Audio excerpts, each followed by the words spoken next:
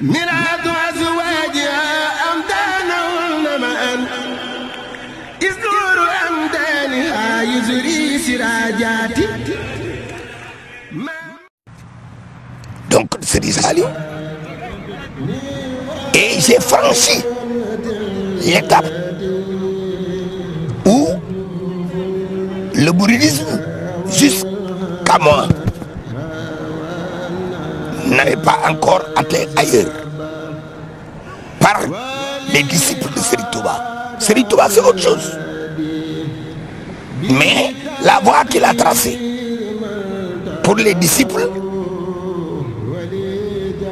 j'ai franchi le trajet et j'ai accédé au top qui jusqu'ici avait été atteint par un disciple de Serigne Touba. Mais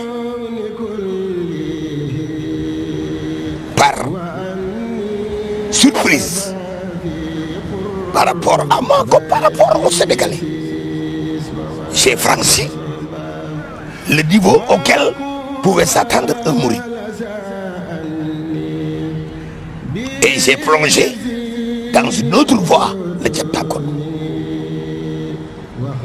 Oui, et c'est une chaîne nous on a été très très impressionnés par les témoignages pointus de vos disciples. À votre venue, on a fait beaucoup d'entrevues depuis lundi. C'est la première fois que ça nous arrive d'avoir des propos très pertinents, des analyses très justes. C'est pour ça que vous dites que vous avez atteint le Diaptakone. Mais le Diaptakone se distingue. C'est pas tous les mourides ne sont pas Diaptakone. Ah non, non. C'est pour ça que je veux savoir qu'est-ce qui vous distingue. Où est-ce que vous vous situez dans le mouridisme avec le Diaptakone? Qu'est-ce que ça veut dire? Je suis musulman d'abord. Je suis mouride. J'ai atteint l'étape du Diaptakone. C'est-à-dire quelqu'un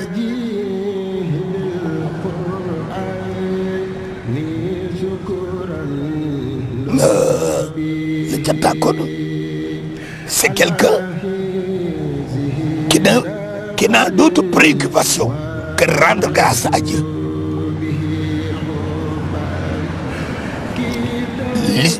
Le musulman a des contraintes, a des règles à suivre.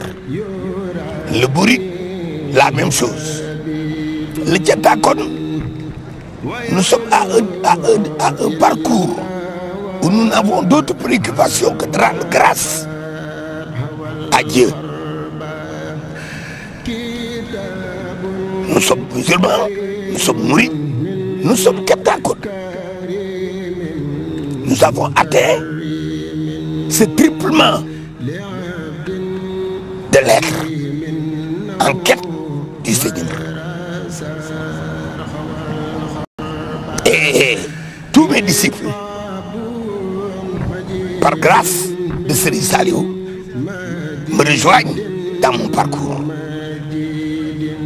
C'est-à-dire que nous sommes tous ceux qui font acte d'allégeance à moi, obtiennent l'agrément du divin.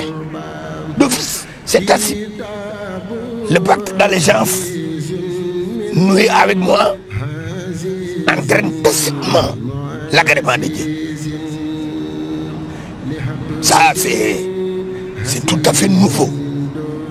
Le mouridisme n'avait auparavant pas encore connu ce don que peut proférer Serigne Touba à un talibé. Faire son pacte d'allégeance aujourd'hui et avoir l'agrément de Dieu. Avoir l'agrément de Dieu et plonger en Dieu ensuite. Parce que le terminus du mouridisme, c'est l'accession à Dieu. Mais l'étape suivante, qui est infinie, parce que Dieu est infini, c'est après avoir atteint la proximité du Seigneur, plonger en lui, qui n'a pas de fin. Et c'est à partir de ce moment que l'on devient Diaptakone, parce qu'on est en Dieu, et seul Dieu est Tchatakon. Si nous étions, des initiés en Coran, on peut vous situer où Dieu a parlé de Tchatakon, s'adressant à lui-même.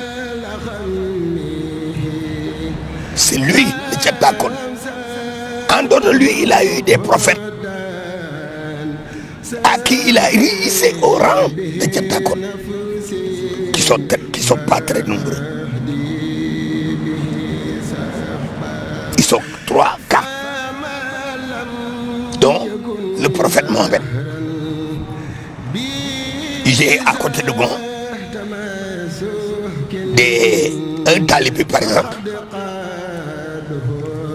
qui lui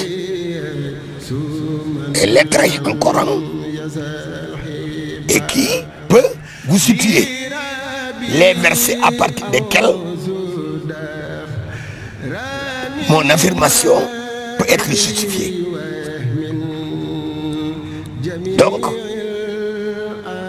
et Tchatakon, d'abord le Seigneur, Dieu, le Tout-Puissant. Ce titre, il l'a conféré à certains de ces illustres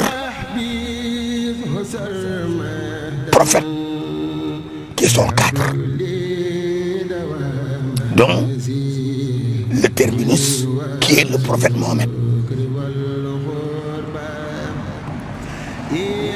Et quand Serigne Saliou m'a conféré ce titre de Tchatakon, c'est ce qui explique que ma vie de tous les jours n'est constituée que d'actions de grâce à attribuer à Serigne Saliou, qui, par lui, j'ai accédé à Dieu. C'est donc, quand j'affirme que Serigne Saliou c'est mon divin, c'est parce que c'est pas à partir de lui que j'ai accédé au divin. On ne peut pas par soi-même accéder au divin. Il faut une marche, il faut des étapes, il faut un escalier, il faut un guide authentique apte à te mener vers le Seigneur. Quand on affirme que celui qui vous amène au Seigneur est votre Seigneur, on ne se trompe pas.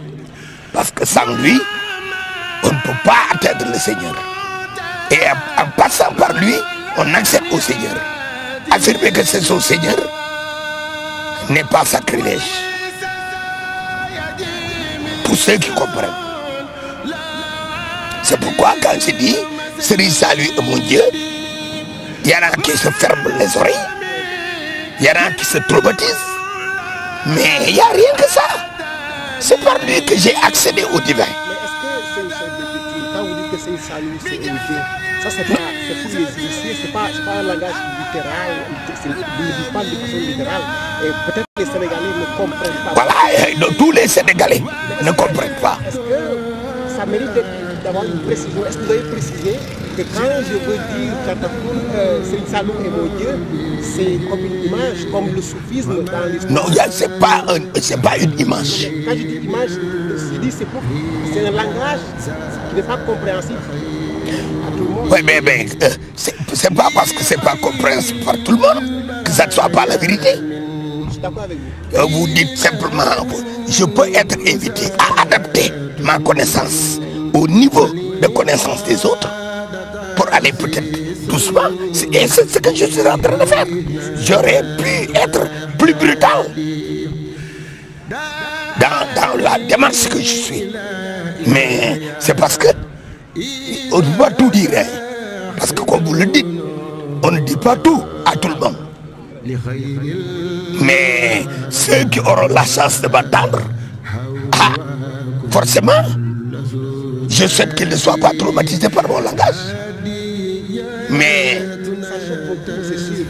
Mais moi quand je l'ai appris, personnellement, celui qui vous mène à Dieu, à vous mener à Dieu, prenez pour Dieu. Ça, c'est de la connaissance. C'est pourquoi je dis Serigne Saliou est bien mon Dieu, avec des majuscules I, E, U, voilà.